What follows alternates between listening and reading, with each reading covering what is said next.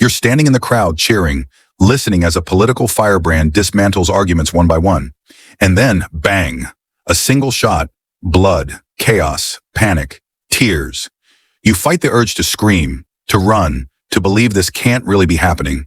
But it is. This is what happened to Charlie Kirk. A man who made campuses his stage, but whose final act was not a speech, it was silence. The attack that shocked America, the unanswered questions, and the fear it stirred in the heart of a divided country. This story gets darker before we find some light. Political violence, public fear, free speech under threat. These are not distant stories.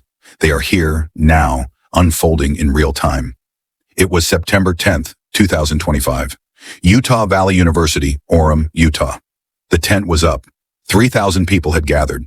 The event was called the American Comeback Tour by Turning Point USA, under the banner Prove Me Wrong. Charlie Kirk, just 31 years old, controversial, provocative, known for stirring debate, was on stage. About 20 minutes into his speech, he paused to take a question on gun violence.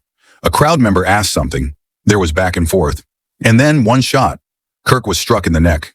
Chaos erupted. Screams. People ducking. Items left behind. The audience scattered in terror. Witnesses said the shot came from behind, from a rooftop, a high-powered bolt-action rifle.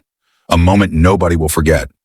Kirk was rushed to Timpanogos Regional Hospital. He was declared dead later that evening. Just 31 years old. Married with 2 young children. The country woke up to grief and shock.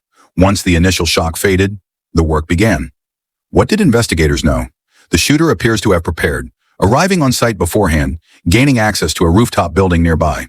After firing, the shooter jumped off the roof and escaped into a nearby neighborhood and wooded area. Among the forensic evidence left behind, a rifle believed to be the murder weapon, palm prints, shoe or footwear impressions, and other traces. Authorities have collected thousands of tips.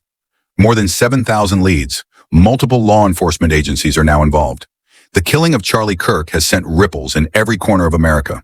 It is being called by some leaders a political assassination. Utah's governor said that taking a life for one's ideas threatens the very foundation of democratic debate. Reactions across party lines condemn the violence, even from those who disagreed with Kirk's politics. Free speech advocates warn this may deepen divisions. The community in Orem, Utah, a relatively quiet town, has been deeply shaken. Memorials have sprung up, anxiety lingers, and many are asking, is this the new normal in American politics? Just when it seemed like hope for quick answers might fade, new information surfaced. A suspect has been identified, 22-year-old Tyler James Robinson from Utah.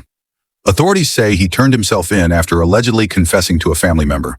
They recovered the Mauser M98 bolt-action rifle with a scope and some bullet casings inscribed with politically charged messages.